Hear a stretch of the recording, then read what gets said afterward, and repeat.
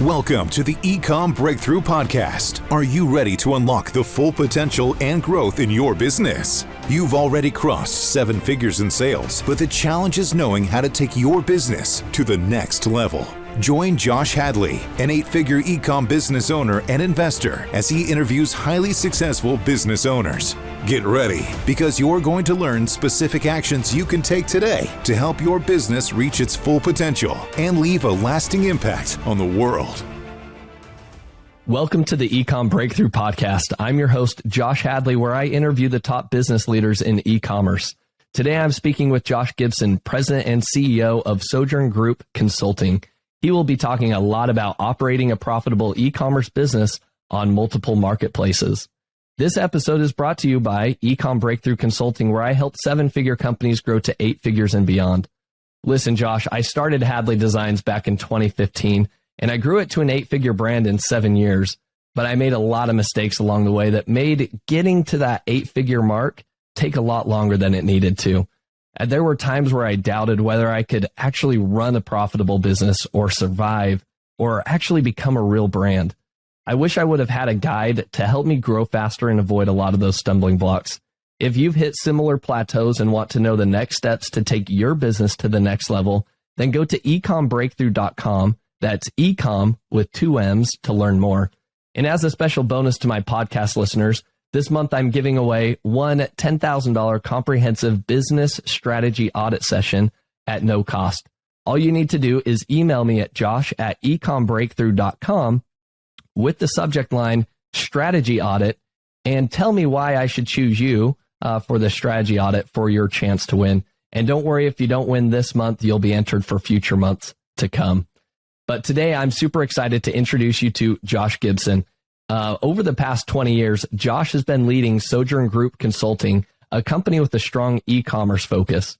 Sojourn Group Consulting specializes in marketplace sales and has evolved from being a third-party seller into an agency that helps other sellers grow their marketplace presence without having to hire a full team.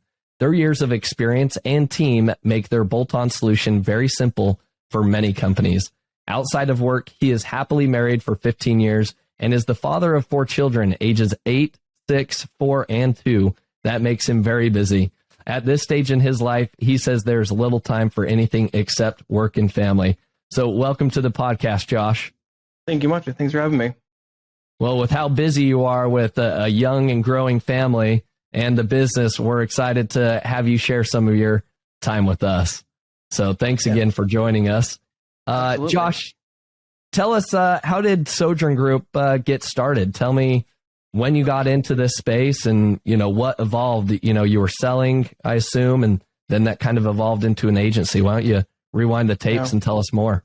We started back in 2002 as a seller on eBay. We were doing custom-built computers. And from there, we started to see it grow, and the size in the garage took up more and more space of custom-built computers. Then we realized that each component itself also could sell for some money, and we started selling the components that we were able to source cheaper because we were buying in volume. From there, we got into a couple different lines of refurbished, realizing that they're very similar quality, if not the same quality, of just being customer returns. And we're able to dive into a few different brands with returns and refurbished product. We put those into the computers. We're able to make the computers a little more profitable, but also realized that selling refurbished had a much larger, at least back then, margin than we're making on the new stuff. From there, we got into multiple different brands and then continued to grow.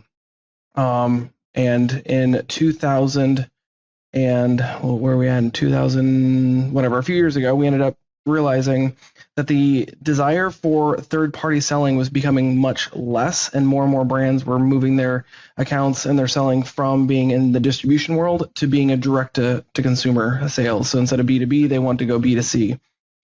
And we realized with the team and resources we had, it made a lot of sense for us to start pivoting what we were doing, no longer being a third-party seller, but being a consulting agency for these brands that are coming over. We specialize in helping bring brands from Vendor Central over to Seller Central because we see a lot of the heartache that goes along with being a Vendor Central seller, the dependence on Amazon, the chargebacks, being able to hit multiple different troughs for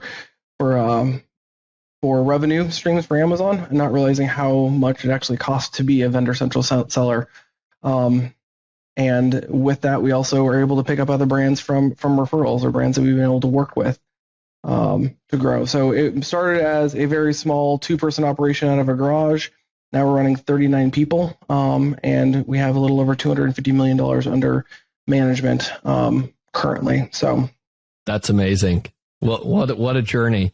When did you get started into Amazon? So I know you started on eBay, but when did you start, diving into the Amazon platform then? Great question. I think it was 2009, 2010. Because as a refurbished seller, it was really difficult. So Amazon went through a couple different variations. They went through a variation where you can only have a new ASIN, and then they went through a variation where you have new and refurbished. And then they didn't like refurbished, and so they took the refurbished away and put it all back into the new ASIN. And then certified refurbished came out, and we're in the entry level steps of that. We were asked to join, and so once we hit that, was it 2009, 2010, somewhere in that time frame, I could be off on that, is when we really started to launch, because that for us as a third party seller that sold 90% refurbished goods, it was a platform that we could launch and do very well in. And we ballooned significantly, but with that, there's also a lot of challenges that caused us to learn.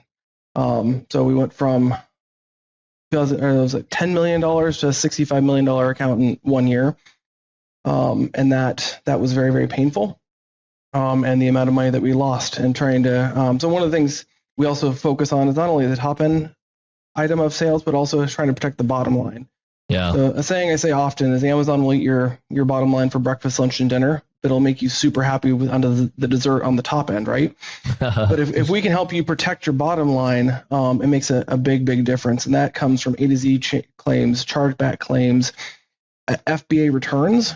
So customers, as you know, get returned or refunded right away once that UPS number tracks or USPS number tracks. But we track that item all the way back to the FC and figuring, do we get reimbursed for the item or do we get reimbursed for cash? Yeah. And so that being able to track those minutiae is what we learned early on. We lost a lot of money early on by not protecting the bottom line because we were so enamored with the top line. And with that, we've been able to build a lot of strategies and a lot of custom solutions to help track and keep that bottom line protected. So I know there's a lot of reimbursement agencies out there. We have taken all that in-house. And we're able to do quite well. So we brought 2 clients on recently, just for reference. They had no idea that there was money out saying they trusted Amazon. We kept letting them know this is something that we're able to offer, just as trying to provide a value-added benefit, right? And within those 2 clients, I think it was like $100,000 in 2.5 months, we were able to find that they had no idea that they lost. But the problem is we only can go back 18 months. That's as long as you can request reimbursements. And so we spend a good amount of time helping do that to show the value. Because if we're able to show the value that we understand Amazon, that we understand the nuances, that we can protect your bottom line while also providing strategies to help protect your top line or grow your top line rather, it provides a much better solution for a customer. But if you can tell them you can find free money, they yeah, why not? Why not? I think that's a very compelling case, right? Of, hey, I can save you a lot of money. What else do you see? So I know like a lot of like damaged shipments or, inventory that gets lost. That's, I think, some of the low hanging fruit. What else is there that, you're saying that Amazon eats your margin for business lunch and dinner or for breakfast, lunch and dinner, right? So what else is there that, people should be paying attention to, and Amazon specifically for now, that, there could be a lot of, margin leak going out the business? Yeah, I mean, it's important to track your weights and your DIMs and your categories of what products you're selling in, because there's some products, say you're selling a printer. A printer should be in an 8% category, but sometimes they'll slide into a 15% category. So you're losing that amount of money. You don't see it unless you're tracking it, or they could dim it out wrong. Say something as they went through their Cubiscan, it dimmed out incorrectly. So being able to go in and update and fix those dimensions and then do file backs on those. Also trying to find better, more efficient ways to do inbound shipments. And so there's tools out there that we use that can take, like right now we're running a full truckload for $400 inbound FBA.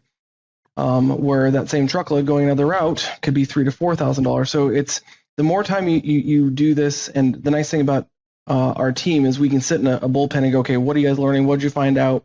And trying to take our collective knowledge, plus being able to go to like the Scale and Sales Summit and meet other people that know more things and aggregate this information to become more valuable. Which, to your point, is if you're an owner operator trying to do this yourself, it becomes complicated because you don't have the resources and the ability to learn all these things. Yeah. But to your point, it's the weight and DIMS, it is the categories, it is inbound shipments. I'm blanking on a few others, but it's really managing that protection of your bottom line. That's important. And it's also, like, specifically with inbound shipments, is the annoying part, is you can get that FBA ID cleared. They can say fully received. And we've seen with some clients, 10, 12 months later, they say, actually, we're 5 short. And if you're not going back and re-auditing those, even though you thought you did a good job auditing it, you can lose it. Interesting. So even Amazon will mark it, let's say a month later, it's like, yep, fully received. Yep. We got them all. But then 12 months later, they're like, actually, we are 5 short, right? And correct. I would argue most sellers aren't paying attention to that for sure. With the transportation, I think that, that's something that we've been able to unlock recently in our business as well, is realizing, like, why do we keep paying for just sending individual boxes instead of pallets or even truckloads into Amazon? What's the tools that you've been able to use? Are they kind of third-party tools, software tools out on the market? Or has that been something you've built yourself? No, they're third-party. They're API vendors. I think if you're a software developer right now, the API is open for the most part with Amazon, but being able to find ways to bend it are some of the most interesting things to find. So I won't say just for my own protection, but there's some stuff out there that if you can find it, and also I don't want there being too many people bending the API, because then that may break for us. Yeah, that makes a lot of sense. Well, just know that there's a lot of tools, I think, out there that help Amazon sellers. And I think, like, it's important to make sure that you're looking at every single line item, all the costs that go in, shipping, and even your fulfillment fees. I think another important topic to really touch on is, as you're creating your new products, one of the most important things that you should be doing is paying attention to what are the dimension cutoffs for FBA fees, right? Yep. Because as soon as you get over that 14-inch mark, right, on the longest side of a particular product, now you're going into the large standard size, right, instead of small. Same thing with the weight, right? We recently found out that we have a product that's 6.2 ounces, and it's like, oh man, like, we need to just shave off 0.2 ounces, and then it's like, we're going to save ourselves in the fulfillment fees, because it's a change to go under 6 to go to right over 6. I think there's so many, like, little gaps like that. Would you agree? And is that something that you kind of advise your clients on then, is like with new product development, or even like repackaging some of their existing products to make it more, efficient and more profitable? Yeah, we worked with a client that had really big over cam packaging, like camshell packaging, that was not friendly for shipping in regards to not only weight, not a ton of weight, but just more bulk. And so we are trying to be very specific on 2 things. Is one, not having to sticker the product. And so if you're redoing your packaging, having your FN SKU sitting on that packaging, right? Or if you want to go where you can just send in the UPC, we personally advise against using UPC, just because commingling and a few other things that can be complicated. But one, over packaging to condense that, to keep your weight and DIMS within that reasonable range. Sometimes it's also doing bundling with those as well, going, well, if we bundle these together, it doesn't cost us anything more to ship it, but we're able to add more value inside that packaging. And then, like I said, with labeling, if you can get rid of that label, that saves a significant amount of time on the inbound side of shipping, and it also makes the receiving side that much more simple and easy. Interesting. Now, you mentioned here not using a UPC barcode there for your label, right, on your product. I'd love to dive in a little bit deeper on that, because I think what's unique with your agency is that you help people sell on multiple marketplaces. So before we dive deeper on that, why don't you just kind of give the audience an overview, like, what are the marketplaces that you help sellers manage right now? So Amazon's obviously the big one. Walmart, we see continuing to grow, and so we're spending a significant amount of time there. We just got launched on Target Plus. That was by invite from Target. We do Newegg, eBay, Wish, Back Market. I'm sure there's more, but those are the ones that we're active in currently. Awesome. All right. We're working on a new client that is going on Wayfair as well. Very cool. We actually just got invited to join Wayfair as well, so we're in that setup as well. So we'll have to share some war stories there. They'll come. I know there will be. Yeah, as we figure out a new platform there for sure. So going back to the UPC barcodes. Now, I know that's been one of the challenges that we've been able to figure out in our own businesses. What type of barcodes do we put on our products, right? Because if you plan to sell on these different marketplaces, well, your Amazon barcode only works for Amazon, right? Correct. Like eBay or especially Walmart is not interested in, like, you can't send in your Amazon barcode, right? Your FN SKU over to Walmart into their fulfillment centers, right? You would have to do your own third-party fulfillment, and sure, you could use that ASIN. But why don't you kind of give us the lay of the land of, like, what's the best use if you want to be selling on all of these different platforms? Like, what type of label should you be using, and what would be your recommendation? So I'll start with, it all depends on how well you control your distribution. And what I mean by that is, are you doing any form of distribution at all out there of your product? Because the downside with UPCs on Amazon, if you have distribution as well and you're sending it in as UPC only, they do get commingled. So being able to keep your inventory separate from theirs, it gets together. However, if you can control your inventory and you have that locked down, there's no reason not to use a UPC. And to your point, Walmart only uses UPC for their listings. And it does make it a lot easier to cross-list if you have UPCs. But what we've run into is, because we've taken brands from first party to third party, they tend to have a distribution angle as well. And so that's why I tend to lean toward that. But for the brands that we represent, we do UPC as long as they have their distribution locked down. Interesting. Okay, so if you're a private label seller, you have your own brand, you're not selling, you're not wholesaling your products out to anybody else, right? Which means you're in control of your inventory. That's when you would recommend using that UPC code then, correct? Yep. Okay.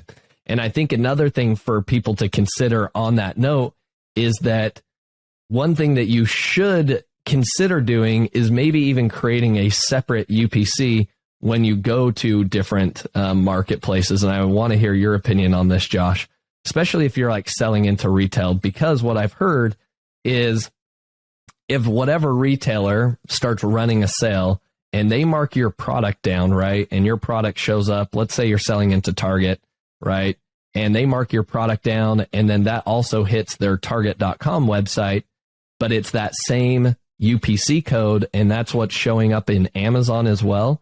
Amazon, you're going to lose the buy box in Amazon because they see that your product's a lower price on Target.com, even though you were not in control of reducing that price on Target.com. You just sold your product into, Target, for example. Is that correct, Josh? Like, how do people navigate that? And do you have experience with that and any advice?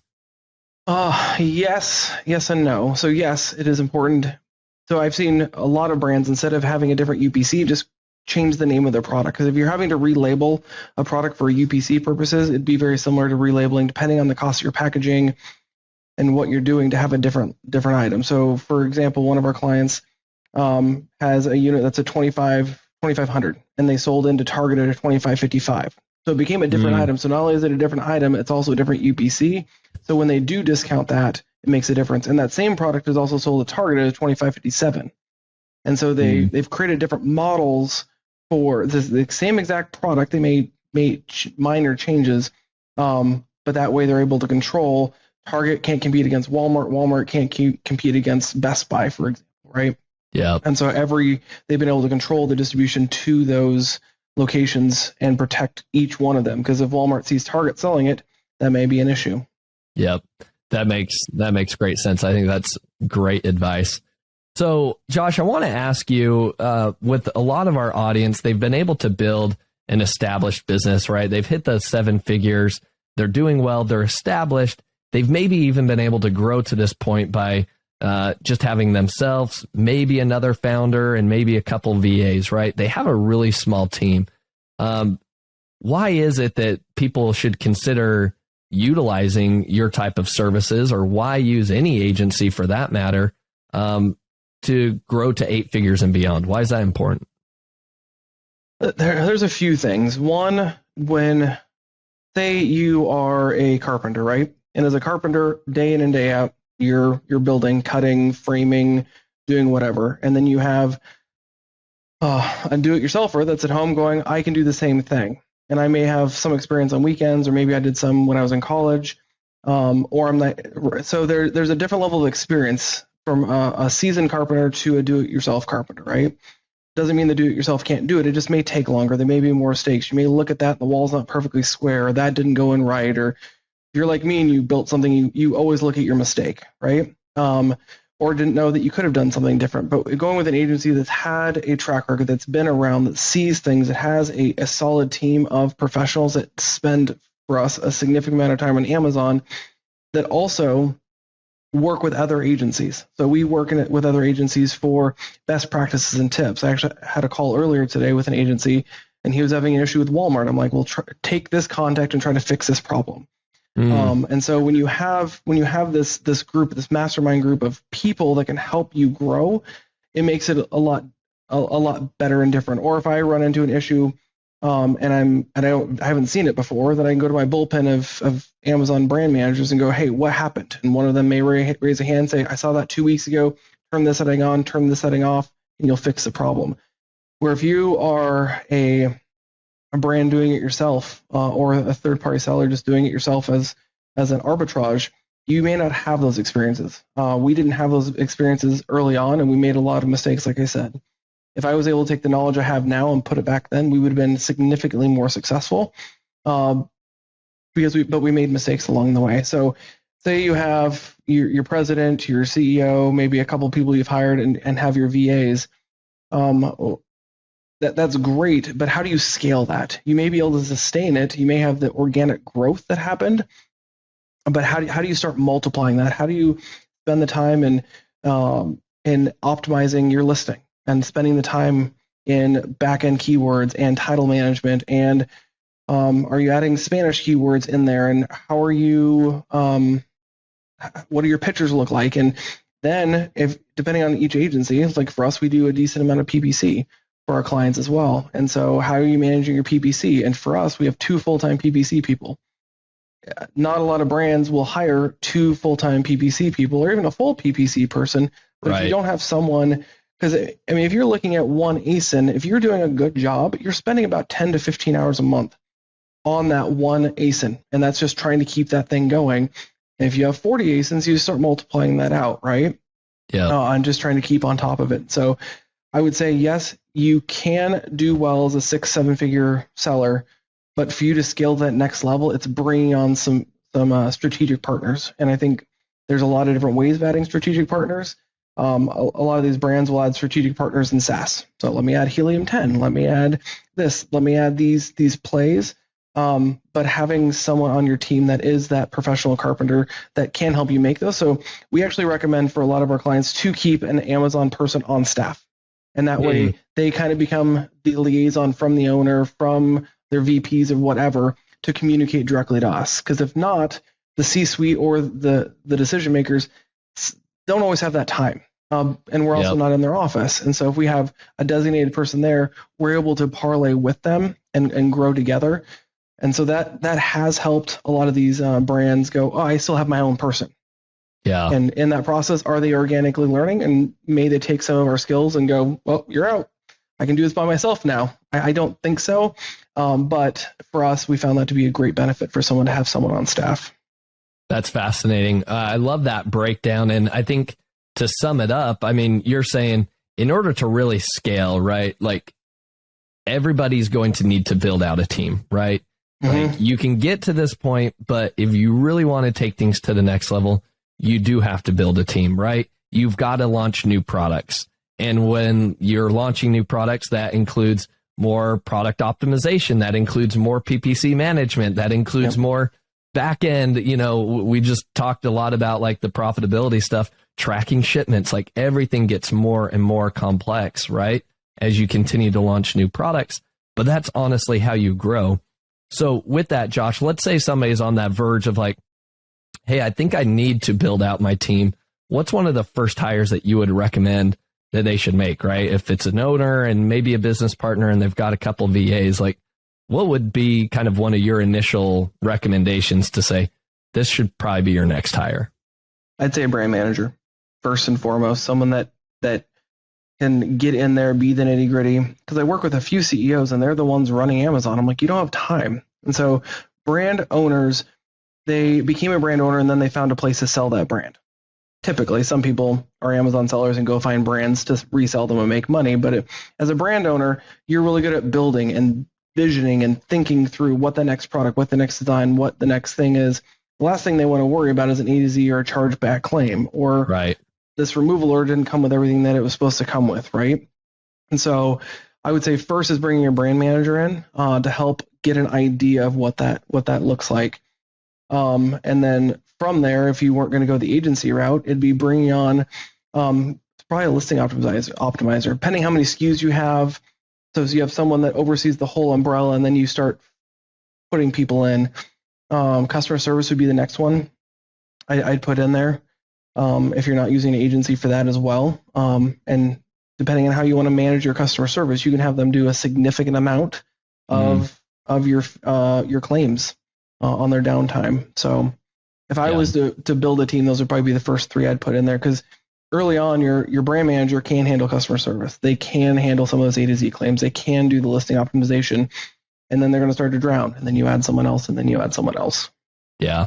Do your brand managers also manage some PPC then at the same time? Nope. We have specific PPC. It's a whole different beast. I think there are some people that can do it. I try to keep our brand manager specifically over a brand, big picture, kind of takes that place of the CEO, the visionary, the casting. Because if I feel like when I get someone in the weeds is when they lose sight of the big picture, because they're so deep and they can't see the forest through the trees, or they can't see 2, 6, 8 months down the road. And I need them to see that, where a PPC person is looking at yesterday and hoping to make the different change today. Yeah. No, that's good. That's good input. So then what's the difference between your brand manager versus having a listing optimization specialist? So listing optimization kind of is very similar, in my opinion, to a PPC person. They're in the weeds. They're trying to figure out keywords, back-end keywords. What was my click-through? They are listing optimizers also work with our PPC, going, okay, we made these changes. How's that look on my click-through rate? Because I don't necessarily think my PPC person should be looking at click-through rate, or I just don't see that. And so my optimizers are spending a lot of time, and also the optimizers are reviewing sales from the prior day as well. So trying to see what has changed, has pricing changed, has views changed. And so the optimizer and the brand manager are very similar when the team's small. That gap becomes a lot bigger as the team gets bigger. Because there's more minutia that the optimizer does. Because you can spend hours building out a listing for optimizing, right? Trying to think through the strategy, and then constantly trying to change and tweak. And if I do this change today, how does that change tomorrow? Yep. No, makes a lot of sense. Now, Josh, I know you have years and years of experience. I think that's one of the valuable things to make note of here is that when you work with somebody that has years and years of Amazon experience, for yourself, you've been on the platform for 13 years. You've seen it evolve drastically over the last decade for sure. And so you're staying current, where, somebody that's newer, right, or has launched a brand in the last 2 to 3 years, right, they haven't crossed some of the challenges that you've had a lot of experience dealing with. And so to that point, I think that listing optimization has also evolved over the last decade quite drastically. So, Josh, what would be kind of like, if you were to, kind of go through like the listing optimization process, like what's number one, right? Like this should be your first focus, second, third, fourth, and what should people be paying attention to with their listings? So if you've been following Amazon, so I'll take a step back, because the longer you're with Amazon, the more you see how often they try to kick you off the platform. It's just what they do. They change their account health. They change, like for those that were an SFP, they've made all these different changes within SFP to make it almost impossible to sell in SFP. And so being able to see those cycles of what Amazon does, the same thing goes with when they do API launches. They just did a big change in their API for PPC and didn't do a great job at communicating. So if you have anything that's built on that API, now you have to go back and try to fix it as fast as possible versus them coming out and saying, hey, here's the new change. Why don't you build your platform for it? Yeah. I know it's probably out there. We just haven't seen great communication on that. Because even like if you use some of these big companies and you see it break, they're like, I had no communication. We're trying to figure out what the API change was. But back to your original question around optimization, because the world's going so much more mobile, you find more people shopping mobile than you find shopping on PC. Make sure that when you're viewing your listing, you're viewing it on mobile. When you're viewing it on mobile, there's only 3 to 4 things that really, really matter. If you're just doing the listing optimization side, not outside of the search background stuff. So the simple things are title. How clean is your title? How organized is your title? How does that title fit within with mobile? So when you're viewing it, are you seeing exactly what you want to see? Especially when you're scrolling through your feed. So your title can be longer, but it doesn't always fit nicely. Second is, how does your first and second picture look? We're playing around with lifestyle photos as the first photo versus the picture of itself, so the item itself, but still on those lifestyle photos, making that product still the main piece of it, but maybe like trying to engage lifestyle. We're not fully set up either way. It's always been white background product image, right? But we are seeing a little bit of a change in lifestyle and how those work. And then with that too, under brand management, making sure you have a video. We've done quite a bit of market survey, and if there's a video, what we've heard and what we've seen is people scroll through all the photos looking for that play button, and they want to watch how that product's being used. I think bullets description and if I put them in order, bullets description and A+ content are becoming less and less needed. Bullets, I'd say yes, they're still above that fold on that scroll, but we're seeing, at least on our end, less and less people using the A+ content because it's not as convenient to scroll down and find that A+ content on mobile. Yeah, that makes a lot of sense. Going back to the listing image, right? That main photo that it should be on a white background. You mentioned that, maybe there's a little bit more leniency. Tell me more about that and like what you've been experimenting or trying there. So just trying to keep things really simple. So if it's a cooler, for instance, do we put the cooler on a white background or do we put the cooler on a beach that kind of has a white-ish background, right? And so, and trying to make it more like, again, there is a little wiggle room, but I think that that's part of the fun play in doing this more often is how does that change? We have seen a little positive growth in doing a lifestyle image first. But it's still early on. Yeah. And I think the good news on that is even if Amazon doesn't like what you decided to do with that image, it just gets suppressed. It's not like you're getting a ding on your account, right? It's like, oh, you're not following TOS. It's more like, sorry, we're not accepting this image. Your listing suppressed. That's it, correct? Correct, yep. And that's why when you have a team built out, being able to go through your account health. So we do all account health on our end, so we're in Pacific time. All of our account health is done by 6 a.m. We monitor it throughout the day, but we're able to make those changes really, really quick. And that's what happens when you have a team versus trying to do this by yourself. I love it. So Josh, if somebody comes to you and says, hey, I've got a brand, we're doing well on Amazon, what are the first steps that you kind of take them through and like quick wins that you can give a business that comes to you? First thing we look at is reimbursements. Not a lot of people think about reimbursements and understand what those reimbursements are. And so that would be the first thing. Second is we open ourselves up for some consulting talk. Like, okay, tell me the issues that you have. If I was to ask you the top 5 problems that you have with Amazon, let's walk through those and seeing if we can't provide some level of help. Because I shouldn't be asking for anything if I can't provide more added value. So I come at this as, let me show you the value I can add, and then let's grow this brand together. And so for anybody that comes to us, So not only will I spend that time up front asking, okay, what are your 5 things? What do we work on? I'll do a roundtable discussion with my team. We come back to them if I can't answer them right away with solutions. Hey, do this, do this, do this. It doesn't cost them anything. I think you should make these changes and you'll see significant growth. We'll point them a couple different ways. And if they continue to be interested, I always offer the first month for free. Going, hey, let me walk in here. If I don't add value for you, there's no reason for us to work together. So I always look at these as partnerships. If I'm able to benefit you and your account's able to benefit us, it's a win-win. If that ever becomes skewed, there's no reason for us to do business together. I'm confident enough with my team that first month they're going to go, I didn't know this. How did I not know this? It's so clear. You guys have made us so much more money. And just even in the reimbursements for the first 6 months covers the expense that we are, right? Just typically, not all the time, but they're amazed at the amount of revenue they're able to get back in those lost products. And it's just those small nuances, being able to change some of their PPC strategies that they want us to, being able to change their listings and listing optimization, or going in and doing brand registry stuff.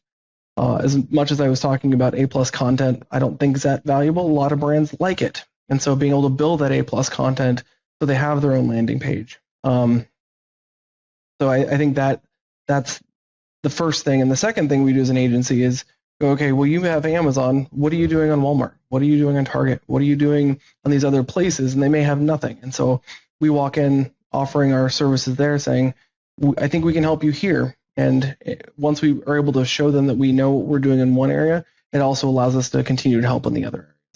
Yeah. I want to dive a little bit deeper into that, like expanding your distribution, right? I think a lot of people, you can build a 7-figure brand real quick on Amazon, find success, but then it's like, all right, now how do I take this to other distribution channels and where else can I find success?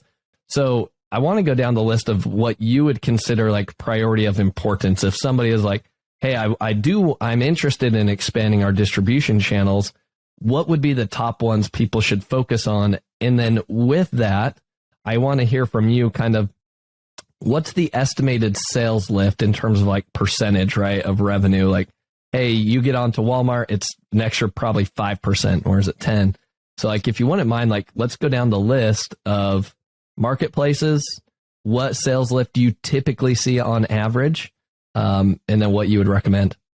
Yeah, so I'd start off, if you're doing FBA, which I wouldn't imagine why you're not doing FBA, I would start off with NARF and being able to expand to Amazon in Mexico, turnkey. The reps in Canada and Mexico are really easy to work with to build out your listings. And if you're not familiar with NARF, what it does is it takes your US inventory and lists it in Mexico and or lists it in Canada, increases the cost to the end customer to cover all the inbound fees. And when the customer, if the customer returns the product, it comes back to the US on a removal order. So you're not having to worry about taxes, duties, tariffs, inventory, VAT, anything. I mean, I guess not VAT, but I mean, that is easiest. And we see a 7% lift almost overnight once we're able to get that implemented. And it doesn't cost you anything more. It just gets you exposure into Canada and Mexico. And what that does is then it lets us know, okay, if Mexico is seeing this much of a lift or Canada is seeing this much in a lift, maybe it's worth us looking at expanding and getting a presence up in Canada or getting a presence down in Mexico, even though those tend to be more complicated than just doing NARF. It may be worth it because your 7% may turn to 14% now that it's in country. It's a little bit cheaper, so on and so forth. That's on Amazon. And if I take it off Amazon, I'd say the next one would be Walmart. I think Walmart's finally made good strides in their growth on Marketplace. I thought this was going to happen. Coming. Right when they acquired Jet, I figured it was going to be a turnkey process. Walmart's highly difficult to work with. Their customer support, their service, their ticket process is not great, and they're making it more and more complicated because they're pushing everything toward Walmart fulfilled services, and they're making that so that becomes a little more complicated in regards to where inventory sits. For a while there, you were able to do a brown box program with Amazon and then use MCF and ship that product to all these different places. Yeah. Walmart's terms of service now don't allow that. So that makes it more complicated. So now you're taking that inventory, having to divide it in two places, play around with it. But I would say Walmart, and I'd say Walmart specifically with Walmart fulfilled services, starting off with a small amount of inventory in there based on what's selling on Amazon. And also, I believe Walmart's ad console is ripe for the pickings. It is not nearly as complicated. It is complicated, but it's not as heavily diluted as Amazon's PPC is right now. So if you come in there with good data that you're able to take from Amazon, your buyers are different. So not all keywords and terms, and they don't all cross-pollinate well, but there's not a lot of people on Walmart Connect doing ads well. So you have a great opportunity to put your listings right to the top pretty quick with limited ad spend. Yeah, I think that's a great point to point out, is that Walmart's still kind of in that new phase where Amazon was maybe maybe a decade ago, right? Where it's still kind of fresh, new. Hopefully I see some growth there. And maybe you're going to get to this, but like, what percentage sales lift do you see from Walmart? Walmart, that one's still unknown. The WCF, we're seeing anywhere from 5 to 10 initially, and that's if you're doing Walmart Connect ads well. But it's also trying to do that page jockeying, right? So right now is that process. Walmart's listing process is odd and different and a little wonky, where you have some of them. So say your competition selling belts, and they have 10 belts on 10 different pages and 10 different ASINs, or sometimes they can have that same belt in multiple different listings because they've bent the system, and Walmart hasn't had the infrastructure to help clean that up a little bit. So there's a lot of noise. But I think if you can come and swing with good ads, you can set yourself up for success long term, because then you start getting that placement, you start getting the click through, you start getting the reviews early on. So I'd say 5 to 7. I think it's conservative, but we're still early stages of what this Walmart fulfilled service is going to do, what their time frame is, how they're going to compete with Amazon. Are we going to see any type of Prime Day type stuff from Walmart? Yeah. What we do find is where Walmart is really strong in regards to their retail locations, we find that we're getting a big pickup in sales for Walmart in those areas. And so they tend to be more rural, they tend to be more Midwest. So we're seeing, because typically on a heat map, you see California, Texas, right, Florida, New York, Washington, like you see the corners, you see the big cities. But what we are seeing is pickup in these rural areas from Walmart, because that's, in a lot of these places, that's the only store in town. Yeah, Walmart. And so there's a lot of brand recognition, brand loyalty. Walmart's doing a lot of good jobs in advertising their products. So you may not have the same amount of sales, but you're getting a different client that you didn't have on Amazon. Interesting. That's a great perspective. All right, what would be next after Walmart? What would be your next person or next marketplace after Walmart then? That's a hard one. I think it's going to be Target. I really do. I think there's a lot of brand recognition, because not to speak ill of other platforms, but you're seeing a lot of the other bigger platforms kind of dissipate, specifically in like the electronics categories. I think the only one that would be interesting is if Best Buy ever opened up US. They have Canada open, but they don't have US open. So I think if they open up US, that'd be an interesting play, because we're seeing, I know some people see success on eBay and Newegg. I think it's a good platform to be in if you have a good distribution channel or distribution network, meaning so you have a good 3PL, you have a good pick, pack, and ship, and it doesn't cost you much more to list on those places. Okay. You can pick up some added revenue, 2, 3, 4% spattered everywhere. It's not great as long as the cost of doing business on there, it doesn't cost more than the revenue you're making, right? So you gotta balance that one out. But I do think Target. I think Target's going to be the next big play. I do think Wayfair is also going to be good, depending on your category. Yeah. Because Wayfair is a growing market, and you're seeing more on there. I will be interested to see as they open up this third party play and getting more US based companies in Wayfair. I think that will be good. But I do believe Target for certain categories. Yeah. How hard is it to get onto Target then? I don't know. I will say from our experience, since they reached out to us and since we got initially approved, I got my email for our first client last night. Okay. And so I have clients ready to launch, but they finally said this category, this brand is finally approved. So it's a process, and I appreciate them taking it slow. I don't know how it's all going to play out, but we're ready to roll with it. Interesting. And with Target, do you have to fulfill from your own warehouses? Like, do you have to have a separate 3PL? Because I imagine similar to Walmart, they don't want you, using the multi-channel fulfillment from Amazon. We're working through that. I haven't gotten no on the multi-channel, especially if you're in a brown box program. Interesting. The thing, if you're not familiar with brown boxes, there is a program in Amazon where they don't send it out with a smiley box or the colored boxes during their promos. So it's a brown box and it still has that little white square slip. So you can tell it's from Amazon if you really paid attention. But I'm assuming Target, and at least initially, I don't think there's going to be an issue. This is just me hypothesizing until they start figuring out their fulfillment services. But we are planning and building out, because we have a 3PL, our own 3PL in Texas. We're building out that infrastructure right now to make sure we are doing our pick, pack, and ship different for them specifically. Interesting. Awesome. And then outside of that, you kind of grouped in, eBay, Newegg, Wish as like maybe a 2 to 3% lift. Correct? Yeah, maybe depending on your category, and how much time you want to spend. A lot of these other platforms are built around electronic sales. Okay. So I'm not seeing a ton out there. If it's easy, like I said, if you're able to make more than it costs you to fulfill it, it wouldn't hurt to do. But the problem is if you're doing all this work and doing all the management and customer service and phone calls and emails and returns and you're not making it, it doesn't make sense. So just because you're selling kind of that long tail, I think there's a few big players up front that do really well, and there's this really, really long, thin tail. And it just depends on how deep in that long tail do you want to go for exposure or brand growth. No, I think that does make a lot of sense. What about any experience with Etsy at all? We don't have any client that sits on Etsy currently. That's not a category that we play in really heavily. Okay, perfect. And then just so our audience knows, is there a particular type of brand that is best suited for your guys' agency, right? A specific industry or niche that you are more experienced in? We are more experienced in consumer electronics. So that's why you're hearing me talk more a consumer electronics play.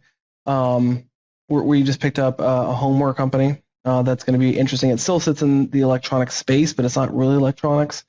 But that's where we spent kind of our bread and butter and what we know, because there's a lot that goes into electronic sales, shipping lithium-ion batteries, storing. So there's a few different things that go into that that we were vested in.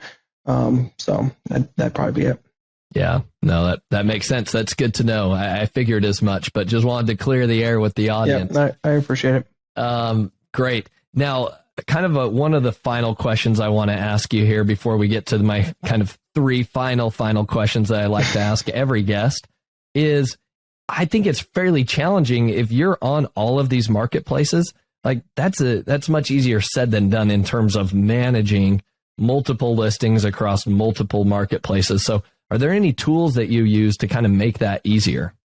Yes. And so to your point, if you're not using some program out there to help multi-list, it is really complicated. So like cart.com, I think does a decent job. They do Amazon, Walmart, and eBay, and that's a fairly simple bolt-on. We personally use Channel Advisor. We like that for various reasons. I know some people hate Channel Advisor, some people love Channel Advisor. We build that into our costing for our clients because it's not a cheap solution at all. But within that solution, we're able to control rules. We're able to control pricing. We're able to control shipping templates turning on and off. So we're able to control a lot within that. But if you're not doing that, that makes it very difficult. And also trying to find some solution for your customer service. And so some people use Zendesk, some people use Zoho, some people use a variety. We have one that we've kind of worked and built where everything comes in. We're able to have everything tagged individually. And then we're also specifically for Amazon have product pages. So we're able to redirect customers off Amazon only because it's a non-selling site to a website that either can help register your product for warranty, can help set up a return, can submit like a general ticket, or we also have FAQs and or the user guides. And so we've been able to bring people off Amazon and also work. It's on Amazon. You can see when you set up a return, you can say get support. Yep. and that is able to bring us over as well. So really, but you have to have a solution for customer service, and you have to have a solution for a listing to make it easy. Because if you're popping in and out, especially if you're doing multiple different sites, it becomes very complicated. So having a single solution makes a big difference. Tell me a little bit more about that. I think that part's really interesting, right? With the get support, plus you're also kind of having a standalone website that has like FAQs, maybe a tutorial video, things like that, right? Or register your warranty. Tell me how that's working. Like, where's the customer getting that link? And how are you getting that set up? So we are including business cards within the packaging with a QR code and a URL. And again, because it cannot go to a site that has anything that you're selling. You're not selling anything. This is just for product support. With that, you're able to have a few different questions. So we disguise one as product registration. Yeah. So with that, we get name of the customer, we get email. If they want to get phone number, it's not required. And we get the serial number of the product. And so now we're able to use that for communication directly with the client, and taking it off Amazon as much as we possibly can. And so that also works with if we're selling on Walmart or Target or whatever, we're able to bring a customer back and help them and fix a lot of the problems that they're having off Amazon. Yeah. And because when you're on Amazon, it's easy to go defective, return, ship back, right? Or doesn't fit, or listing inaccurate, or whatever, and they get these free shipments. But if we're able to say, hey, this is where you register your product, one, if a customer registers their product, they're less likely to return it for no reason. And two, now you have their information, and if you choose to, it's against TOS, but if you choose to, now you have a mailing list for promos down the road that they gave you willingly. And that way, if you're building a brand and building that, back to if you have your custom belt and they bought this belt and they really like the belt and they registered the belt for maybe an extra 1 year warranty for whatever reason, right? Yeah. And now you're having a sale on handbags, you're having a sale on wallets. You have their name and email. You can email and say, hey, pop on our website and shop here. So I think it's an interesting play around taking a customer off Amazon. Makes sense. What about the get support button from Amazon? Are you able to link people off of Amazon from there then? How are you using that? Yes, it does link and it goes right to our chat. Okay. So that opens up your own chat feature where I think, again, to that point, you're able to kind of mitigate some returns and, it mitigate the amount of like damaged inventory or stuff that Amazon will start marking up like, oh, the defect rate's high or whatever, and even start closing down specific inventory. And specifically, like I said, we're a consumer electronics place, so doesn't turn on, or this isn't happening, or why is my paper jammed, or right. So it helps us answer some of those questions for Grandma Susie in Georgia that doesn't know how to put paper in. Makes sense. Well, Josh, I think this conversation has been super fun. I do have my final questions that I want to get to, but I love to leave the audience first with 3 actionable takeaways from each episode. So here are the 3 takeaways that I noted, Josh. Let me know if you think I'm missing something. So first and foremost, I would say you've got to establish, a successful brand on a particular sales channel. That's your first action, right? And double down on that sales channel first. Make sure you've leveraged all the different selling points for that sales channel. And in the example of Amazon, if you're on Amazon, make sure you've exhausted your resources there to grow your brand. Make sure you've turned on PPC, right? I've even heard many brands that are like, yeah, I don't want to spend any on PPC.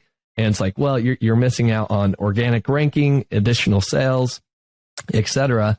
On top of that, you have the NARF program that Josh talked about. And I think that is super important. Like, leverage everything you can on Amazon first, because that's going to be much easier than, when you have to cross the bridge and go to these other platforms, you're going to be doing a little bit extra work. So that's number 1, right? Leverage everything you can on the existing platform that's bringing you the most success.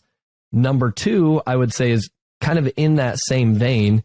Make sure that you have optimized all of your listings in that specific channel where you're finding success again. So if you're on Amazon, make sure that you go through that optimization checklist that Josh talked about And the first thing that you talked about, Josh, was like optimizing things for mobile views.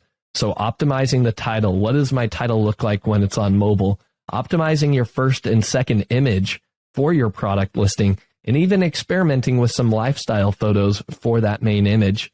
Then you would go into, next would be having a video and demonstrating like how that product works so that the customer sees it in action, not just kind of like I think some people go the cheap route of, hey, I'm just going to turn my images into videos. And it's like, no, the customer wants to see it in action, right? Mm-hmm. And then last but not least, there with the optimization, work on your bullets, your A+ content, your description, things like that. And then kind of my third action item for everybody is to begin, once you've kind of accomplished number 1 and 2, you've maxed everything out, you've got your maximum conversion rate, you've refined things really well, your keywords are, humming along there. Then the next thing is to maybe look at additional distribution platforms, right? We talked about, if you're on Amazon already, the next best place to go is probably going to be Walmart. And then, you should even consider going through the sign up process with Target, because I know back in the day with Walmart, I think you had to wait like 6 months to a year to even get approved. So why not start that process early now for Target? And then you've got some of the other lower hanging fruit marketplaces that would be eBay, Newegg, even Etsy, that you can experiment with, and even Wayfair, but just know that, your sales, you might be looking at 2 to 3% of incremental revenue there. Josh, does that sound like the appropriate next steps that people should be taking in terms of actionable takeaways from today? Yeah, absolutely. Awesome. All right. So let's go into my final 3 questions for you here, Josh. What has been your most influential book that you've read, and why? That's a great question. Heads up on this would have been nice. I think if you are building a brand specifically, and this is not to be just tongue in cheek, but I think any book from Gary Vee is really helpful, because I think that there is so much that can be done through social media that's not being done. Like he talks about as TikTokification, right? And just understanding, okay, if I'm building this brand, I can do PPC, and I can do listing optimization, I can do lifestyle photos, and I can do videos. How is the customer going to know about your brand? And so I think he's done a really good job at building some of the basic stuff. If I was to look at books, then his content and video is really, really good. But it does take a lot of energy, and it takes a lot of time. But I think for if you're building a brand and building a story, having that out there as a big play is really important. Yeah, I think I would echo what you just mentioned there. Gary Vee came and spoke at the Sell and Scale Summit, which is where I met Josh to begin with. And I think the knowledge that Gary Vee shared with everybody was, I think, very valuable. And he does put out a lot of great content. It's a lot to consume for sure. Mm-hmm. And there's it's much easier said than done. But if you're trying to build a real brand, definitely highly recommend that as well. And I don't know, maybe Josh, I think it'd be interesting if there's an agency out there that does support for TikTokification and all these plays, right? Get someone that can come in that can build that. So I don't know if you know anybody, but if you do, I think it'd be good to share, because that takes a lot of resources to build all that content, where you're posting it, what it looks like. And so I think that's an interesting play. Yeah, I agree. I actually, I was on TikTok the other day, and I came across a video. It was the guy who had run all of the media, social media for Gary Vee, and he's opening up his kind of own agency. So I don't remember the name off the top of my head. I'd have to dive into TikTok, and nobody wants to do that while I'm on the podcast. But that is out there. So I agree with you, Josh. It's better to leverage somebody else's experience rather than trying to start that from scratch, because social media is evolving quicker than we can even learn it, I think. Question number 2 that I have for you, Josh, is what's your favorite productivity tool or resource that you use, whether it be in your personal life or even for business as well?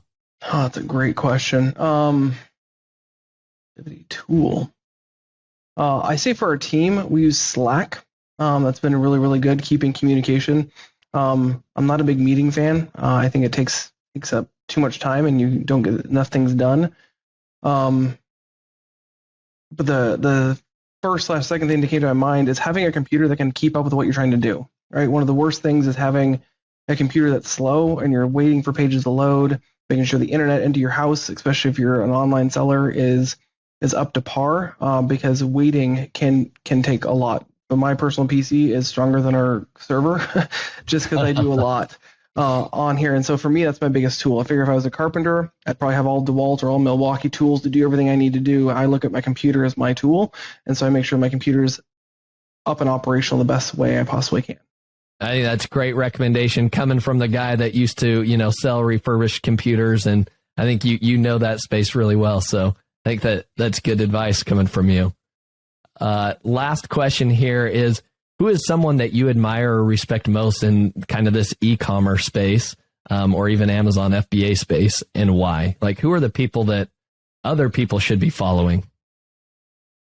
I think, what's his name? Josh Pope from my Amazon guy. I think he does a really good job. Pope. Stephen Pope. Thank you.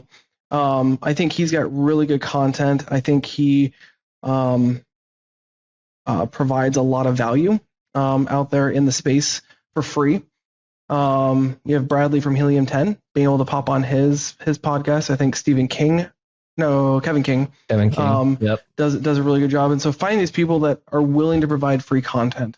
But I think those three guys do a really good job in the space of sharing what they know, what some of the tips and tricks are, and really unashamedly, like, do this. Because it's very similar. Like, if you look at Toyota, and they have been doing lean for years, and they let any brand, Honda, Chevy, they let anybody come walk in their facility and do a tour and see what they did. But they never cared about people being there because they knew by the time they left that they were going to be better than the people that they just trained. And so I think those three people specifically are so great at what they do. They can give it away for free because they're already 7 steps ahead of where we were at trying to pick up where they just left off, right? And so it's trying to find those people that in the game that know what's going on really well, that give it for free because they keep on growing.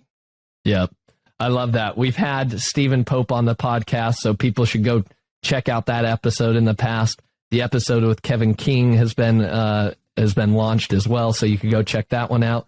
And we have Bradley Sutton coming up as well, so stay tuned for that one that will come live. But all of these other big players, we've had them on the podcast, so make sure you go back in the search history there of the podcast and go find them, because they did drop a lot of great knowledge. To Josh's point, they're somebody that's kind of been there, done that, and they're giving back to the entire Amazon FBA community now. So definitely recommend those as well. Now, Josh, I think you have a gift that you wanted to give to everybody on the podcast, a free month or so of your services. Do you want to tell us more about that?